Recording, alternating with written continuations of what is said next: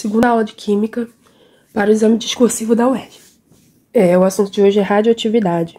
Então, o que é a radioatividade? Ela é um fenômeno que pode até ser natural, né? E pode ser artificial, pode ser provocado pelo homem.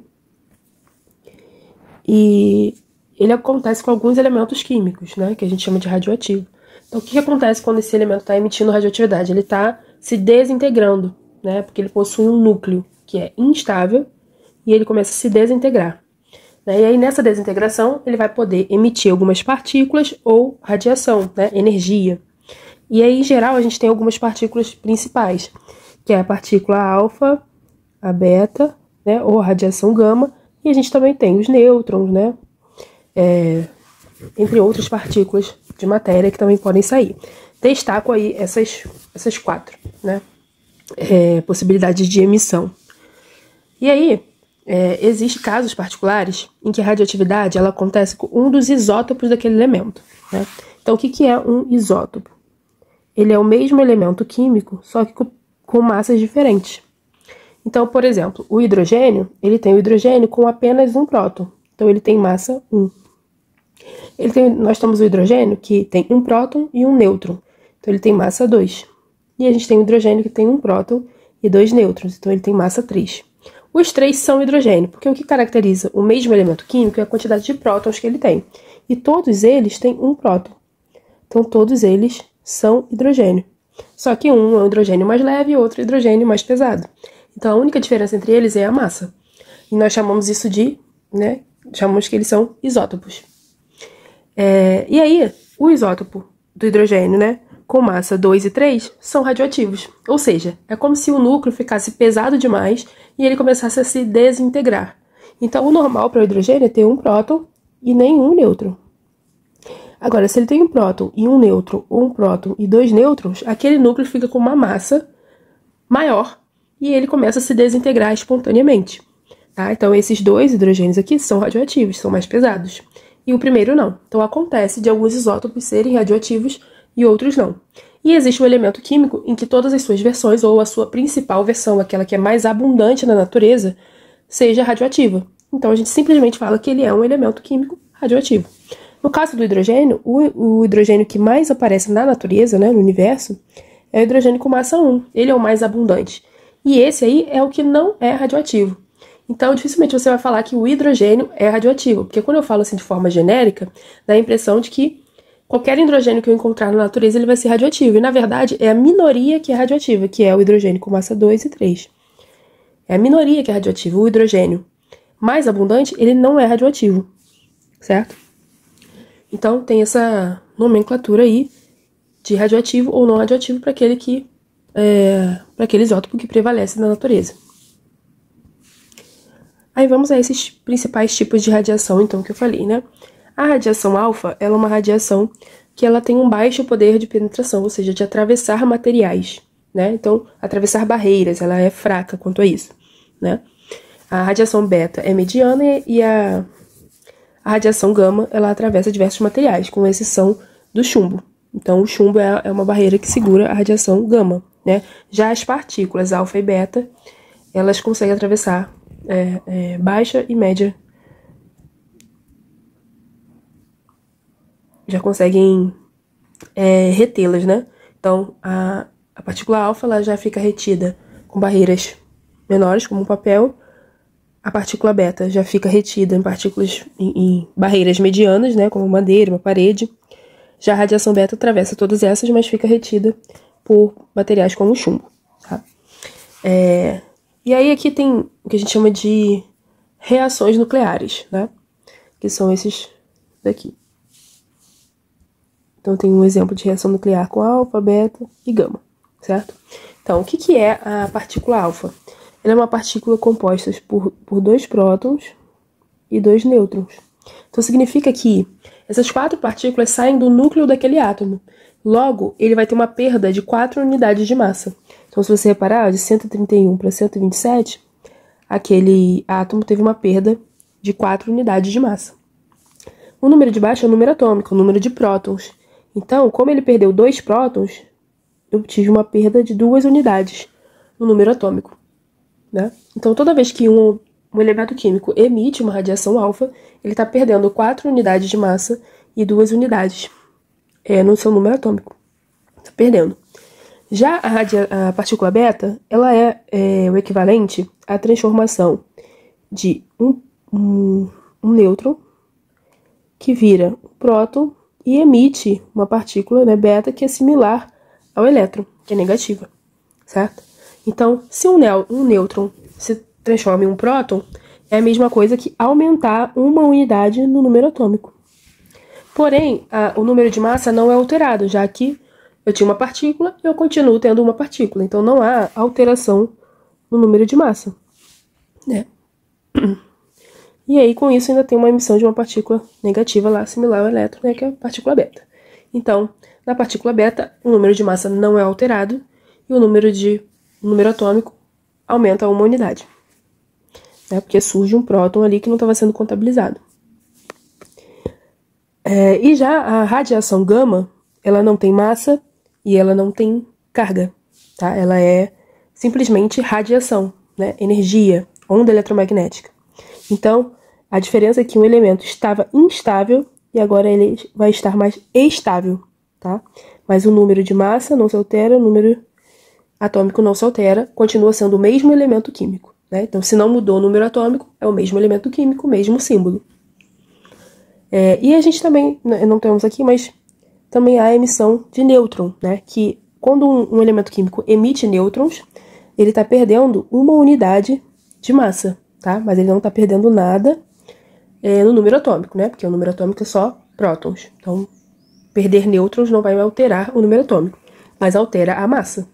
Então, a massa, se eu tivesse, por exemplo, um iodo 131, né? Número atômico 103. Se ele emitir um nêutron, ele vai ser iodo, porque eu não mudei o número atômico, então ele continua sendo o mesmo elemento químico, porém ele perdeu uma unidade de massa, ficaria com 130.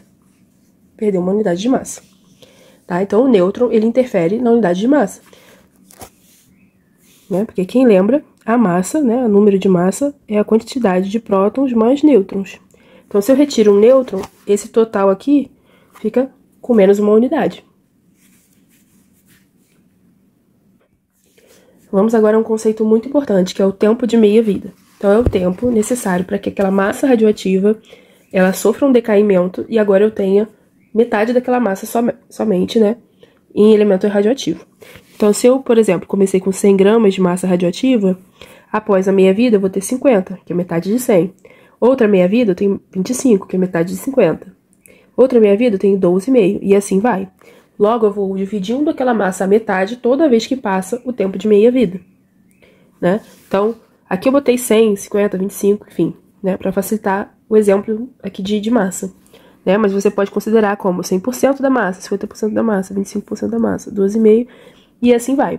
Então, por exemplo, se eu tenho uma massa inicial de 200 gramas de massa radioativa e o meu tempo de meia-vida for, como aqui, ó, o tecnécio, por exemplo, é 6 horas.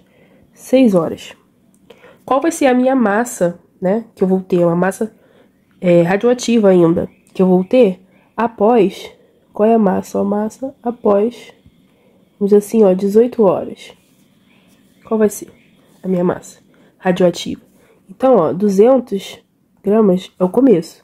Passou 6 horas, agora eu tenho 100 gramas. Radioativa. Passou mais 6 horas, 50 gramas. Passou mais 6 horas. Agora fechou as 18, né? 6 mais 6 mais 6, 25 gramas. Então, o meu resultado é 25 gramas de massa radioativa, né? Então, ele sofreu 3 meias-vidas, tá? Existe uma fórmula também para isso, né? Que seria a massa final é a massa inicial dividido por 2 elevado a x, tá? Esse x é a quantidade de meias-vidas, tá? De meias...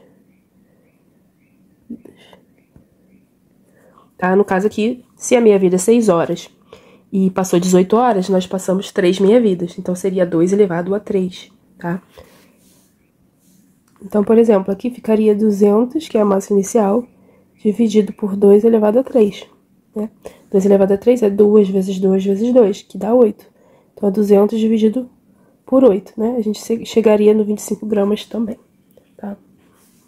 Então, é possível, né, ter esse raciocínio de ir dividindo pela metade, metade, metade, né, até concluir lá o tempo previsto, ou usar essa fórmula. Sendo que, como a gente tem uma exponencial aqui, né, se a pergunta fosse ao contrário, né, se perguntasse quanto tempo passou, né, para chegar na massa de 25 gramas, a gente chegaria num problema que envolve, né, exponencial, o logaritmo. Então, né, demandaria mais um artifício matemático para resolver. Vou mostrar. Por exemplo, quanto tempo até a gente chegar a uma massa, né, radioativa de 25 gramas? Então, eu teria aqui, 25 gramas é a minha massa final, 200 é a minha massa inicial, né, 2 elevado a x, porque eu iria descobrir o tempo, né, no caso, a quantidade de meia-vida. Então, aqui, resolvendo esse problema, né, esse 2 elevado a x eu iria passar para lá, e esse 25 para cá, né, inverter aqui. 2 elevado a x é 200 dividido por 25. 200 dividido por 25 dá 8, né? Então, ficaria 2 elevado a x é igual a 8. Aí, eu teria que decompor o 8, né, para lembrar que 8 é 2 elevado a 3, né? E aí, pela a regra, né, do exponencial, se eu tenho a mesma base dos dois lados da equação, é só eu igualar os expoentes. Então, x é igual a 3, né? Eu igualaria aqui em cima, x é igual a 3. Então, significa que são 3 meias-vidas. 3 meias-vidas de 6 horas é um total de 18 horas, tá? Então, se a pergunta é qual é o tempo, usando a fórmula, a gente vai precisar de alguns artifícios para resolver problemas que têm potenciação, né? Tem o x ali no expoente. E muitas vezes é necessário também o uso de aplicar o logaritmo, tá? Então, isso acontece. Mas chegando também pelo raciocínio de ir dividindo sucessivamente, também você consegue chegar nesse resultado. E agora, né, chegando assim mais a um estudo teórico, né, desse conceito do que é uma fissão e fusão nuclear, bom saber. Então, a gente tem uma fusão nuclear quando eu tenho uma união de núcleos menores formando um núcleo maior, né? Isso acontece no Sol, né, onde eu tenho núcleos menores de hidrogênio se unindo, formando um núcleo maior, que é o núcleo de hélio, né? E muita energia é liberada ao unir núcleos, né, fazer a fusão.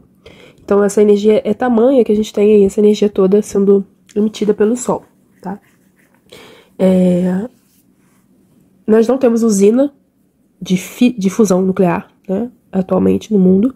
Se tem, né, tido muita pesquisa em vez de se desenvolver usinas de fusão nuclear, mas a gente ainda não tem isso. A gente tem bomba de fusão nuclear, que é bomba de hidrogênio.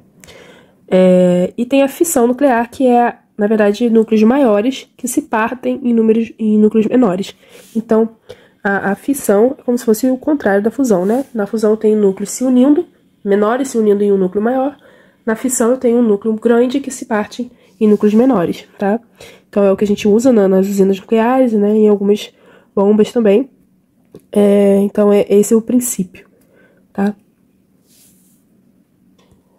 Então, vamos ao que interessa, né? A gente vai resolver hoje as questões dessa lista aqui.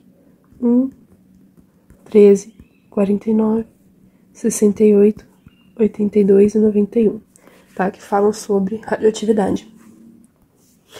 Então, olha a primeira questão, foi 2024. O elemento químico carbono, fundamental na constituição dos compostos orgânicos, apresenta 3 isótopos, dentre eles o carbono 14, que é instável e, ao decair, emite uma partícula beta. Indique o número de prótons desse elemento químico. Então, o número de prótons. Em seguida, determine o número de nêutrons do carbono 14. Depois, nomeie o elemento químico formado do seu decaimento. Então, como de costume, as questões discursivas, elas costumam ser várias perguntas em uma só. Então, é bom você ir marcando, né? E seja objetivo na hora de responder, porque são perguntas bem diretas, né? Então, identifique o número de prótons desse elemento químico. Então, o carbono é 14. E se a gente olhar lá na tabela periódica, o número atômico dele é 6. Né? Então, a gente já viu que a partir desses dados tem como contar, né, quantos prótons, nêutrons e elétrons ele tem, né? Então, o número de prótons é diretamente ligado ao número atômico dele, né?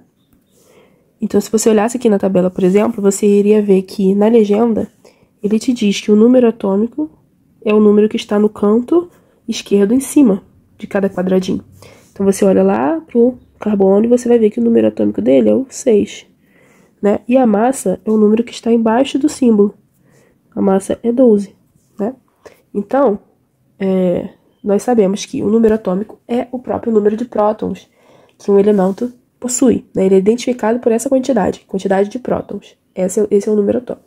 Então, o carbono tem 6 prótons. Então, essa é a resposta da nossa primeira pergunta, né? Quantos prótons ele tem? Tem 6 prótons, né? Pode escrever, né? Carbono possui 6 prótons. Beleza. Em seguida, determina o número de nêutrons que esse carbono 14 tem, né?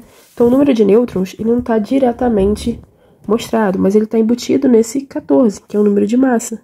Porque o número de massa é prótons mais nêutrons. Então, se prótons é 6, quanto é o nêutron, né?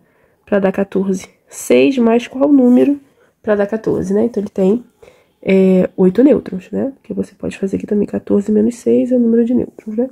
Então, ele possui 6 prótons e 8 nêutrons. Pronto, já respondeu a segunda pergunta. E a terceira pergunta é: qual é o nome do elemento químico que é formado com esse decaimento? Se ele diz que tem um decaimento, que há uma emissão de uma partícula beta. Então, nós vimos que a emissão de uma partícula beta é o equivalente a um nêutron se transformar em um próton, né, e liberar essa partícula beta, que é similar ao elétron, né? Carga negativa, né, e nenhuma massa, né? Então, o que acontece é que esse carbono 14, vamos desenhar a reação nuclear completa aqui. Esse carbono 14, ele vai emitir uma partícula beta, e aí um nêutron virou um próton, significa que a quantidade de prótons não é mais 6, ela vai aumentar vai ser 7, né? E a massa não é alterada, 14. E aí, nós vamos procurar lá na tabela quem é o número 7, né? Que é o novo elemento que foi formado a partir desse decaimento. E aí, a gente percebe que o carbono está aqui, 6. Ele aumentou um número atômico, então ele se tornou, né, um nitrogênio, 7.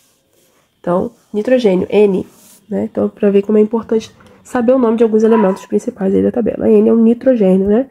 Que é o que tem número atômico 7. Já que ele sofreu um decaimento beta, ele aumentou uma unidade do seu número atômico. Então, o novo elemento é o nitrogênio. Tá? Então, como ele perguntou somente um nome, ele não pediu para você desenhar a reação nuclear completa, né? Então, é só colocar realmente o nome. O nome do elemento é nitrogênio. Ponto. Aí vamos à próxima questão, que é a questão 13, né? Então, de 2020. Menino de 12 anos constrói reator de fusão nuclear no próprio quarto. Esse norte-americano é a pessoa mais jovem do planeta a ter montado tal equipamento de forma caseira. O reator mencionado na reportagem se baseia na seguinte reação nuclear. Sabe-se que os isótopos do hidrogênio utilizados nessa reação foram obtidos a partir da eletrólise de moléculas de água. Nomeie o elemento químico representado por X. Na equação, indique seu número de nêutrons. Então, ele quer o nome do elemento. O nome do elemento. Depois, ele quer o número de nêutrons. E represente ainda a semi-reação catódica da eletrólise. Então, ele diz que fez uma eletrólise da água e ele quer a reação do cátodo. Então, como é uma fusão nuclear, é como se esses dois hidrogênios se unissem em um só. Então, se tinha 2 de massa, com 2, agora eu teria 4 de massa. Um próton com um próton teria 2 prótons. Porém, além da fusão, ainda é uma perda de um nêutron. Então, essa massa aqui, em vez de ser 4, ela é 3. É 3. Porque um nêutron foi perdido, né? Uma unidade de massa, tá? Então, a gente vai procurar o elemento químico que tem 2 prótons, né? E qual é o símbolo, o nome dele, né? Então, o 3 é a massa, tudo bem. Porém, para dar o nome do elemento químico, a identificação dele vem do número atômico, que é o 2. É assim que a gente vai achar ele lá na tabela, pelo número atômico, 2. Né? Porque a massa ela pode variar, pode ser um isótopo daquele elemento. Então, se a gente olhar aqui na tabela, né, que é o número 2, número atômico 2, é o hélio. E olha que aqui na tabela a massa está 4. Mas por quê? A massa que se encontra na tabela ela é, na verdade, uma média ponderada dos isótopos daquele elemento. Então, existe um hélio com massa 3. E existe um hélio com massa 4. E pode existir outros, né? O que entra ali como valor de massa é uma média. Uma média ponderada de acordo com a abundância de cada um na natureza, né? Então, provavelmente, existe um hélio com massa 3, porém o hélio com massa 4 é o mais abundante. E aí, no cálculo dessa média, o número 4 prevaleceu, né?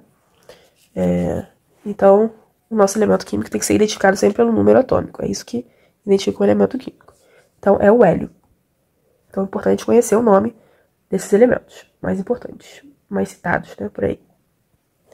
Então, a primeira resposta, né, seria o nome desse elemento químico, que é hélio.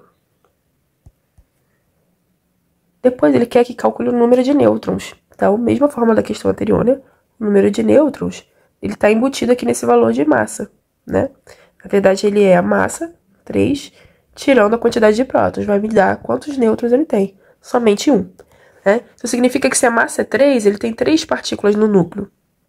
Sendo que dessas 3 partículas, 2 são prótons. Então, logo, ele só tem um nêutron, tá? Então, o número de nêutrons é 1. N igual a 1, tá? E aí ele pede aqui a semi-reação catódica da eletrólise. Então, é um assunto que, para quem está assistindo os vídeos, né, em ordem, ainda não foi mencionado, mas a eletrólise é um processo em que a gente dá uma descarga elétrica no material, ou seja, a gente coloca algo com fio carregado, uma bateria, algo que provê energia elétrica para aquele material, né, dá uma descarga elétrica em algum material, um choque, né, e essa energia elétrica vai provocar uma transformação química nesse material, né. E aí, se eu pegar, né, um pouco de água e jogar a energia elétrica, ela vai sofrer a eletrólise. E aí, a água, ela vai se transformar. E aí, acontece duas semi-reações. A catódica, que é aqui ocorre um processo chamado de redução, e a anódica, que ocorre um processo chamado de oxidação, né? As partes, né, a oxidação e a redução que ocorrem juntas. Então, na parte anódica, que é onde ocorre a oxidação, a água, ela se torna íons H+, e oxigênio molecular, e há o desprendimento de elétrons, né? E na parte catódica, que é onde ocorre a redução, a água, né, receberia esses elétrons e ela se transformaria em hidrogênio molecular e íons hidroxilas, né, OH-, tá? Então tem essas duas semi-reações. Como ele pediu a catódica, então seria essa segunda aqui. Bom, mas isso será desenvolvido em outros vídeos, mais detalhadamente também. Então vamos à próxima questão. Aqui está a questão de 2017. O berquélio, Bk, é um elemento químico artificial que sofre decaimento radioativo. No gráfico indica-se o comportamento de uma amostra do radioisótopo berquélio 249 ao longo do tempo. Então, geralmente, quando vem assim, né, entendo que esse valor é a massa, tá? É a massa desse elemento químico, desse isótopo. Sabe-se que a reação de transmutação nuclear entre o berquélio e o cálcio 48 produz um novo radioisótopo e 3 nêutrons. Apresente a equação nuclear dessa reação. Né? Então, o primeiro pedido é equação nuclear. Segundo, é para descobrir o tempo de meia-vida, né, desse elemento químico. E depois escrever uma fórmula do hidróxido de berquélio 2. Certo? Então, 3 pedidos. Normalmente é assim.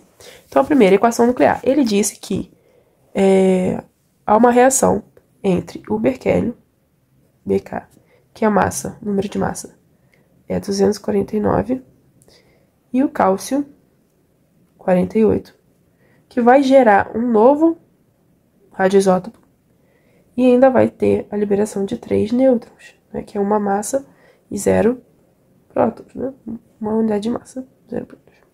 Então, é para a gente descobrir quem é esse novo elemento, né? Então, vamos à tabela para ver o número atômico do berquélio e do cálcio. Bom, o cálcio tem número atômico 20, né? E o berquélio tá lá, ó, na série dos actinídeos, número atômico 97, tá? Então, 20 cálcio, 97 berquélio. Então, vamos colocar aqui. 97, 20. Então, esse novo elemento químico, né? ele vai ter que ter a soma desses prótons. Então, se eu tinha 97 prótons antes, com berquélio, 20 prótons com cálcio, esse novo elemento químico tem 117 prótons, né? E a massa dele? Bom, seria 249 mais 48. Porém, ele perdeu 3 unidades de massa, que foram esses 3 nêutrons que saíram. Então, ó, 249 mais 48 seria 297. Porém, ele perdeu essas 3 unidades porque saíram 3 nêutrons. Então, a massa, né, ficou desfalcada em 3 unidades, 294. Quem é esse novo elemento? Então, na tabela periódica, eu não vou procurar pelo 294, eu vou procurar pelo 117, né? Porque eles estão organizados em número atômico, e o número atômico é a quantidade de prótons, é esse númerozinho de baixo. Então, vamos procurar ele na tabela. Então, o 117 aqui, ó, TS, 117. Vou colocar aqui, TS. Então, ele pediu para colocar essa equação nuclear completa. Então, a gente está aqui com essa equação nuclear completa, tá? Aqui não é 31, não, você ficou meio boladinho. São 3 nêutrons. E o nêutron não tem, né, número atômico, porque ele é neutro somente, mas ele tem uma unidade de massa, tá? Então, essa é a equação nuclear completa. Qual é o tempo de meia-vida desse berquélio? A gente vai analisar pelo gráfico, né? Então, o tempo de meia-vida é o tempo que leva para metade dessa massa radioativa, né, sofrer esse decaimento. Então, se eu comecei aqui, ó, com a massa de 20 miligramas, metade é 10. Então, o tempo que levou para sair daqui para cá é o tempo de meia-vida. Quanto tempo levou? De 0 a 300. Levou 300 dias, né? Então, o tempo de meia-vida é 300 dias. Certo? Eu poderia marcar assim, de 15 até metade de 15, que é 7,5. Mas não está bem também claro no gráfico, né, qual seria o valor. Eu poderia marcar, por exemplo, o tempo que levou de 10 a 5, né? Então, de 10, metade é 5. Poderia, tá? Que você ia ver que é o mesmo resultado, porque de 10, comecei em 300 até 600, também passou 300 dias, tá? Então, o importante é olhar o tempo que levou para cair a metade, tá? Então, de 10 para 5, caiu metade. Também posso olhar por aí, tá? Aí ele pede a fórmula química do hidróxido de berquélio, tá? Então, o hidróxido é um composto da classe, né, dos compostos inorgânicos, especificamente da classe das bases inorgânicas, tá? Então, hidróxido é um íon OH-, que é encontrado nas bases inorgânicas, tá? Ele só tem uma carga negativa, e ele é um íon composto por 2 elementos químicos, OH-, né? E aí ele diz assim, hidróxido de berquélio 2, significa que é o berquélio, Bk, com a carga 2. O NOx dele é 2, a carga dele é 2, né? E aí nós vimos isso no outro vídeo, né? Que para unir dois íons, né? A fórmula mínima, eu posso, que tem cargas diferentes, né? 2 em 1, eu posso fazer o X, ó. O 2 vem para cá, o 1 vem para cá, né? Fica berquélio 1, OH2, tá? Então, como era 2 em 1, o 2 foi pro OH, o 1 veio pro berquélio, né, que a gente não representa, que o 1 fica oculto. Então, a fórmula seria BkOH, porque é um íon composto por 2 elementos, então eu tenho que botar um parênteses, e o 2 do lado de fora do parêntese, embaixo, tá? É o índice. Vamos a outra questão, 68 de 2015. Em um experimento, foi utilizada uma amostra de 200 mg contendo partes iguais dos radioisótopos bismuto 212 e bismuto 214. Suas respectivas reações nucleares de decaimento estão indicadas abaixo. Então, tá ali dizendo o que está acontecendo. Um emite partícula beta, outro emite partícula alfa. Aí, observe o gráfico, cujas curvas representam as variações das massas desses radioisótopos ao longo de 2 horas de duração do experimento. Então, eles vão emitindo, a massa radioativa vai caindo, né? Determine o tempo de meia-vida do radioisótopo bismuto 214. Então, primeiro é o tempo de meia-vida, né, do 214. Que, no caso, no gráfico, é a linhazinha rosa, né? Calcule também a velocidade de formação da partícula beta.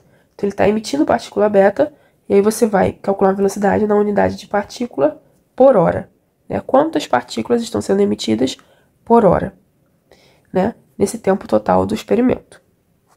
Então, nesse caso, foram 2 perguntas aí.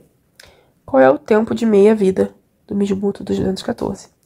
Então, ó, ele começou com 100, que é a linhazinha rosa, eu posso medir até 50, né? Que é o tempo para cair a metade. Levou 20 minutos, tá? Então, o tempo de meia-vida do bismuto 214 é 20 minutos. Né? Eu poderia usar como referência também aqui, ó, 50 até 25. Também caiu a metade. Tanto faz, tá? Chegaríamos ao mesmo valor do tempo de meia-vida. Aí ele pede para calcular a velocidade de formação de partícula beta, quantas partículas por hora, tá? E aí, no caso, é o bismuto 212, quantas partículas beta por hora. Então, é um conceito que veríamos mais para frente, mas já vamos falar sobre ele. Então, o que é uma velocidade, né, de uma reação química? Eu vou calcular a velocidade pela variação da concentração ou da quantidade daquele material pelo tempo que passou, tá? Então, por exemplo, a velocidade do bismuto, né, no tempo total. Então, do começo até o fim, aqui na linha azul, começou com 100, terminou com 25. Então, a variação foi menos 75 miligramas, né? Foi negativa, reduziu de 100 para 25, menos 75 miligramas, né, nesse tempo. E quanto tempo passou? Como ele quer por hora, eu não vou usar o 120, né? Eu vou dizer que 120 são 2 horas. Então, ele reduziu 75 miligramas em 2 horas, né? 75 dividido por 2 dá 37,5 miligramas por hora, né? Então, ele perdeu 37,5 miligramas por hora, né? Essa é a velocidade. Porém, ele não quer uma velocidade em miligramas, ele quer em partículas, né? E aí, a gente precisa olhar para a reação nuclear, né? Que 1 mol de bismuto 212 libera 1 mol de partícula beta, né? Ou seja, 212 gramas, que é a massa desse bismuto, libera 6 vezes 10 a 23 partículas beta, que é o valor de 1 mol, é 6 vezes 10 a 23, né? E o valor de 1 mol do bismuto é a massa dele, 212 gramas, né? Então, 37,5 miligramas, né, que no caso seria o equivalente a 0,0375, né? Tem que dividir por 1000 gramas. Quantas partículas beta seriam emitidas, né? Aí é uma regra de 3, a gente faz a multiplicação cruzada aqui, ó, 212 vezes x, 212x. 6 vezes 10 a 23 vezes 0,0375. Que é 0,225 vezes 10 a 23. Então, aqui o 212 vem dividindo, tá multiplicando, vem dividindo pro outro lado.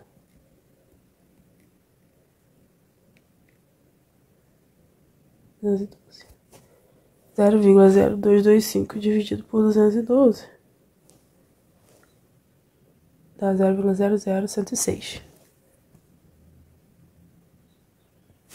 vezes 10 a 23. E a gente vai ajeitar esse resultado, né, pra ficar notação científica, sempre com um número diferente de 0 antes da vírgula. Então, eu vou precisar andar 3 casas aqui da vírgula, né, pra vírgula ficar atrás do 1. Eu vou precisar andar essas 3 casas. Então, se eu vou ter que aumentar o número, eu diminuo lá o expoente. Em vez de 10 a 23, é 10 a 20. Tá? Então, isso aqui tá correto. Porém, como ele não pediu na unidade de miligramas, né? Eu vou transformar isso aqui em partículas. Isso aqui equivale a 1,06 vezes 10 a 20 partículas beta, né? Por hora. Tá? Então, a gente fez uma transformação de massa em partículas, né, através dessa reação nuclear. Obviamente, é um conteúdo mais ligado à estequiometria, que a gente vê mais detalhadamente à frente. Porém, é bom já adiantar aqui que também pode cair em reações nucleares, né? Vamos à questão 82 de 2013. A reação nuclear entre o plutônio 242 e um isótopo do elemento químico com maior energia de ionização, localizado no segundo período da tabela de classificação periódica, produz o radioisótopo Rutherford 260 e 4 partículas subatômicas idênticas. Apresente a equação dessa reação nuclear. Então, ele quer a reação nuclear, a equação, ele quer o número de elétrons do Rutherford no seu estado fundamental. Então, dois pedidos, né? A equação é uma reação entre esse plutônio, né, no caso, plutônio 242, com um outro elemento que ele diz que é o que tem maior energia de ionização do segundo período, né? E essa reação, né, a gente vai descobrir aqui, vai produzir o Rutherford 260 mais 4 partículas subatômicas, também que a gente vai descobrir, certo? Então, vamos lá na tabela procurar o plutônio, o Rutherford e quem é esse elemento de maior energia de ionização do segundo período da tabela periódica. Então, nós já vimos de energia de ionização, né? Que é a energia para retirar um elétron de um átomo, né? Quanto que se gasta para retirar. E a gente viu que ela é maior, né? Aqui, ó, para a direita e para cima, né? E aí ele diz que esse elemento está no segundo período, né? Então, aqui, ó, primeiro período, segundo período. E assim vai. Então, se ele está no segundo período, está aqui, né? E se ele tem uma maior energia de ionização, então ele é o neônio, tá? Porque ele é um gás nobre, e um gás nobre já é estável, né? Ele é estável com o número de elétrons que ele possui, então a energia para retirar um elétron dele é enorme, né? Então ela é a maior energia de ionização desse período. Então o neônio, que é o número atômico 10. E aí vamos procurar aqui o Rutherford e o plutônio, né? Então, o plutônio, ele tá aqui. E o Rutherford aqui, tá? Então, plutônio, número atômico 94. Rutherford, 104. E o neônio, número atômico 10, tá? 94, 104, 10. Vamos voltar lá. Então, vamos colocar esses valores aqui. Plutônio, 94. Rutherford, 104. Né? E o neônio, que é o elemento que ele reagiu, 10. Certo? E aí foram liberadas 4 subpartículas. Vamos ver aqui. Então, ó, se eu tenho 94 prótons no plutônio mais 10 prótons no neônio, né, eu tenho um total de 104 prótons, que é justamente a quantidade de prótons que o Rutherford tem. Então, essa partícula que foi liberada não é próton, porque o total bateu certinho. Agora, a massa, né? Então, essa partícula que nós devemos descobrir não é próton, né? Então, não houve aumento de número atômico, não houve perda, né, de prótons, então não pode ser a partícula alfa, beta, então ela só pode ser o nêutron, né? Nêutron que retira 1 de massa, né? Então, se eu tenho 4 nêutrons, é o Rutherford, que é 260 de massa, mais 4 nêutrons, que dá 4 de massa, tem que dar um total de 264 de massa, né? O plutônio é 242, né? Para chegar a 264, a massa do neônio é o neônio 22, porque ele diz que é um isótopo desse elemento, né? Do neônio, né? E aí, se você olhar lá na tabela periódica, a massa do neônio é 20, porém ele tem outros isótopos, né? E existe esse neônio 22, então a gente tem que inferir a massa através dessa soma, né, do antes e depois, né? Então, 242 mais 22 daria esse 264 de massa, né? Porque nenhuma massa pode ser perdida, né? Nem de prótons, nem do número de massa. Então, assim tá tudo balanceadinho. E a outra pergunta é: qual é o número de elétrons do Rutherford? Então, o Rutherford, 104, massa 260, né? Qual é o número de elétrons? Então, no átomo, no seu estado fundamental, o número de prótons é igual ao número de elétrons. Ou seja, o número de elétrons também é o nosso número atômico, porque é a mesma quantidade de prótons e elétrons. Então, ele possui 104 elétrons. E 104 prótons também, tá? Então, essa seria a segunda resposta. Última questão dessa listinha aqui de radioatividade, 2012. A quantidade total de astato encontrada na crosta terrestre é de 28 gramas, o que torna esse elemento químico mais raro do mundo. Ele pode ser obtido artificialmente através do bombardeamento do bismuto por partículas alfa, certo? Então, ele está dizendo que o astato pode ser obtido por bismuto, né, bombardeado por partículas alfa. Então, eu chego no estado. Escreva essa equação nuclear. Então, ele quer a equação nuclear, né? Balanceada nessa obtenção do estato 211 a partir do bismuto 209. Calcule também o número de átomos de estato na crosta terrestre. Então, se eu tenho 28 gramas de estato, quantos átomos isso equivale, tá? Então, vamos lá. Então, a equação nuclear é bismuto 209, né? Mais partículas alfa, que é 2 prótons e 4 de massa. Eu tenho que chegar no astato, que é 211 de massa, né? Então, vamos lá olhar o número atômico do bismuto e do astato na tabela. Então, vamos lá. Bismuto e astato. O astato tá aqui. Bismuto tá aqui, né? Então, bismuto, número atômico 83, astato, número atômico 85.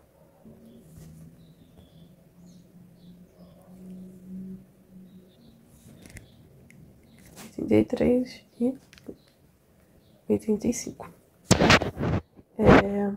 Então, aí no caso aqui, se ele foi bombardeado por partículas alfa, né? A partícula alfa são sempre 2 prótons e 4 unidades de massa. Então, aqui está correto no número de prótons. Foi de 83 para 85, aumentou 2.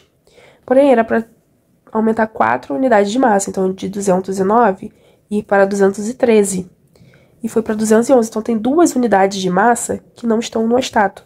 Então, essas 2 unidades de massa são 2 nêutrons. Porque eles são apenas partículas que alteram a massa e não o número atômico. Tá? Então, essa seria a equação nuclear balanceada, né? Agora, qual é a quantidade de átomos correspondente a 28 gramas do astato, que é a quantidade que existe no mundo, né? No caso do astato, como a massa do astato mais abundante na natureza é 210, vamos usar essa como referência porque é a massa mais correta, né? Então, seria 210 gramas de astato equivale a 6 vezes 10 a 23 átomos, né? Que é o mol dele. Então, um mol é 210 gramas e um mol equivale a 6 vezes 10 a 23 átomos. Né? E aí, como eu só tenho 28 gramas de estato no mundo inteiro, quantos átomos são?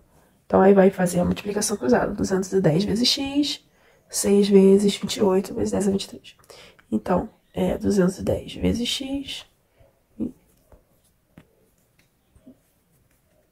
28 vezes 6 vezes 10 a 23. Tá? 28 vezes 6 dá 168 vezes 10 a 23. Esse 210 está multiplicando. Eu vou passar dividindo. E aí fica 168 dividido por 210, que dá 0,8. 0,8 vezes 10 a 23.